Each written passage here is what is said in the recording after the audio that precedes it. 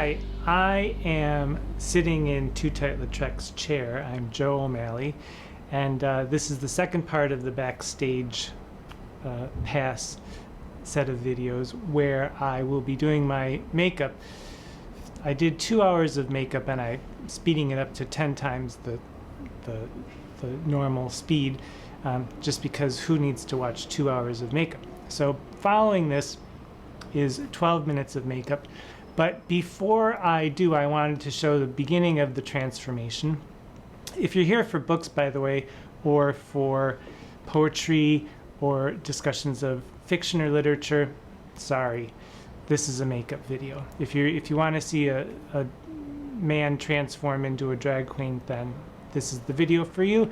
And if you are interested in poetry or literature or Shakespeare, feel free to subscribe to the channel. So before I begin, I wanted to do just one thing, which is put in one of Tootight Lautrec's contact lenses, because as you see, my natural eye color is a rather vacant blue color. And Tootight Lautrec, my original conception for her was that she's a French chanteuse who can neither sing nor speak French. So because I wanted her to look French, I wanted her to have black hair and, really dark black soulful eyes. So I'm going to put one contact lens in for you, and then we will get to the video where I do the rest of it. I do this at the beginning of the video. I don't know if you can see that. But it goes by very quickly. So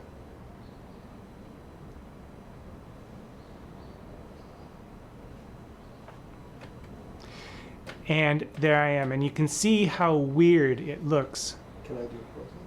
Yeah. You can see how weird it looks, how one eye is this vacant blue color and the other eye is Tootight Lautrec's soulful black.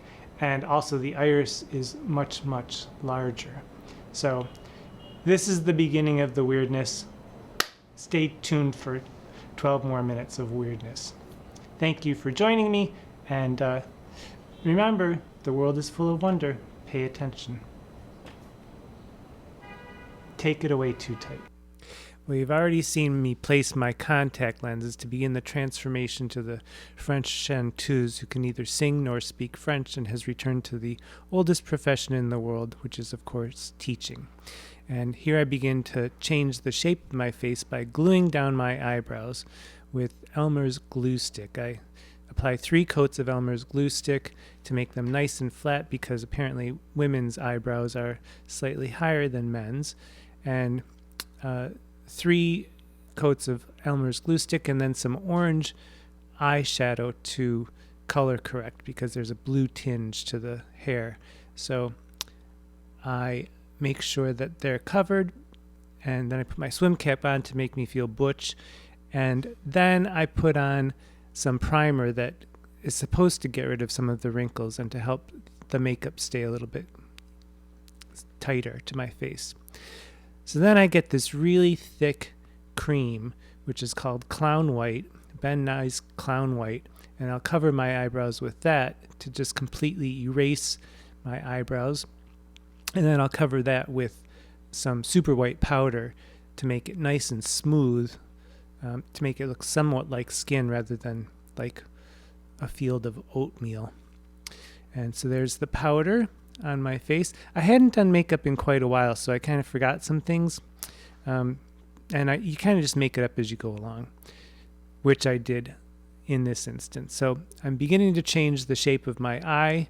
That's supposed to be the crease of my eye, just right under my actual real eyebrow. And you'll see I keep going over and over and over. I should have put on some foundation here, but I forgot. And so I started my eyebrows right away. And the idea of eyebrows is that they're supposed to be symmetrical, but that's a mere wish. It never actually quite happens. So you'll see that at some point I realized that I should have put on foundation. And there we go. I use 3 kinds of foundation. The lightest color to make things stand out, a medium color to look more like flesh, and then a darker color to make the more masculine aspects of my face recede, like the top of my forehead, my jawline, my chin. And often people use a beauty blender, but I just use my fingers because the warmth of my hand helps me blend it a little bit more. And every time you put down a cream, you're going to have to put down some powder on top of it to set it. So there's the powder, and here it comes. Wipe, wipe, wipe. And I proceed with the rest of my eyes. And you'll see me go over this over and over and over again. I put down some just loose powder on my face because sometimes the eyeshadow gets everywhere. And today I decided to go with green because we're doing the rival poet sonnets, and green with envy, ha ha ha, is the joke. And so I put green along my crease line. I'll be trying to figure it out as I go. You'll see me get up and walk around, but it's going to be green and orange. And because it's the first time I've done makeup in about 3 months, I am making it up as I go along, and it's not as blended as I would like to be. There's some shiny orange just under my eyebrow to contrast the green. And then I'm putting on some, this is a Kryolan Paint Stick 070, which is a really white thing, and it helps me to outline the crease even further or cover things up whenever I make a mistake, which I do quite often. That's the best thing about makeup. You make mistakes and then you draw over it. So now I'm just outlining the shape of my wing with some powder, and I'll go over that later with eyeliner, and you'll see. There I was thinking I've chosen the orange for the inner part of my eyelid, and then some shiny green for the outside. And I end up using lots of different colors, but in the end you kind of can't see that much when the cameras start to roll. It looks like just 2 basic colors, but here I'm starting with the eyeliner, which is very wet, and I have to be sure to keep my eye closed and make sure it's completely dry before I continue, because if I open up my eye, it transfers to the upper part of my lid, which I've just covered with beautiful green and orange. And then here's the other eye. Again, symmetry is a wish rather than a true thing that actually happens whenever I do makeup. So I try to bring the inner corner a little bit closer to my eye, to my nose, to make it seem my eye is larger than it is. There I'm contouring my nose with darker on the side and lighter in the middle to make it look like I have a nice thin little feminine nose. I'm putting that really white paint stick underneath my eye and even in my waterline to increase the real estate under my eye as well, and then covering that with powder again. And that takes me quite a while because it hurts. So now I'm putting on my lightest color to make my high cheekbones even higher, and cover up the sideburns. And then you'll see me put on the middle color. There's more of the white just above my chin and jaw to make it seem like that's the actual end of my chin and jaw rather than the masculine chin and jaw that I actually have. And you'll see me go over that with really dark color. And I think there's some footage missing here, but at some point there I go with the dark color down my neck also, and then I powder it all. And I'll go over that later with powder just before I put on my lips. So powder, powder, powder. Don't breathe. Put on some lighter powder just to kind of bring out the lightness a little bit more. Smoosh it all around to make it blend. Adjust my music. And then I go a little bit, here's with my eyeliner again, I go a little bit underneath my actual eye to make it seem like my eye is big and bright and beautiful. And I bring that inner corner in a little bit further than my actual inner corner. And it also gives me a place to know where, to know where to put my lower eyelash. And the eyelashes are a whole story on their own. They're the thing that I hate the most about doing drag, because it takes me a long, long time to get them on. You have to wait until the glue is nice and sticky. Here I'm doing the mascara just to make my real eyelashes black, black, black, black, black, so that they disappear and you can't see them when I put on my false eyelashes. You can use the cheapest kind of mascara that you need if you're going to be doing drag makeup. Then I'm touching up some final things before I put on the lashes, because if you don't, it'll get all over the lashes and you don't want that. Touch up, touch up. And I think I'm almost ready for eyelashes. Oh no, I think I'm putting black powder on to set the eyeliner a little bit. And some inner highlight, of course, in the corner of my eyelid. Okay, here come the eyelashes. I'm putting glue on the eyelashes. I'm setting them by the lamp to make them dry, to get them sticky. And the first one goes on, quite nice.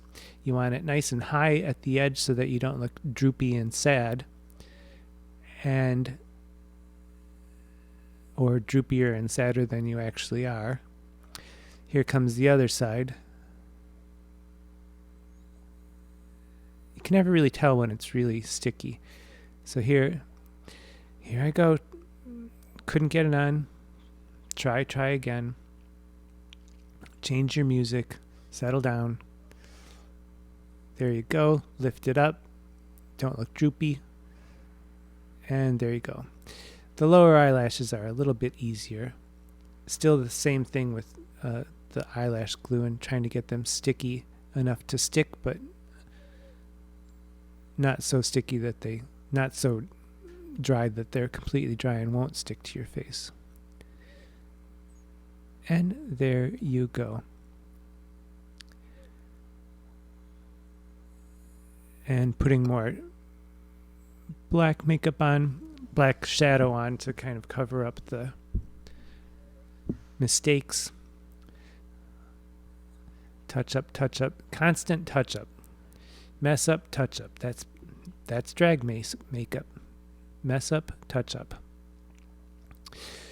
So now I think I'm going to start contouring my face with powder. And there I am, darkening the sides of the nose to make it look a little bit thinner and more feminine. Darkening the sides of my cheeks, cutting my cheekbones so that they look nice and high.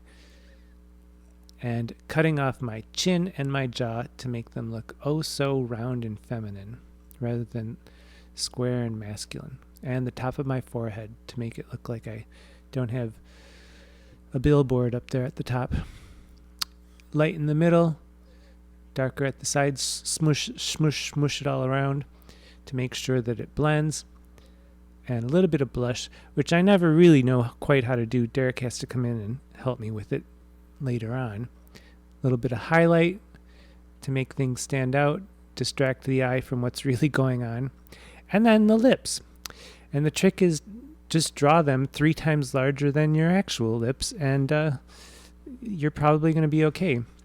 Since I went with green eyeshadow, I wanted to go with orange lipstick. I probably should have chosen a slightly different liner, but at some point I blended all together, and it worked well enough for me at the time. And then a little bit of light white to give some contrast to the lips, make them pouty and oh so young and feminine. Ha ha ha. And then there she goes. There she is. and she's ready for the stage. Once she gets that button-down shirt off, all hell breaks loose. And that's it. Thanks for stopping by. Make sure your teeth are clean. Ta-da!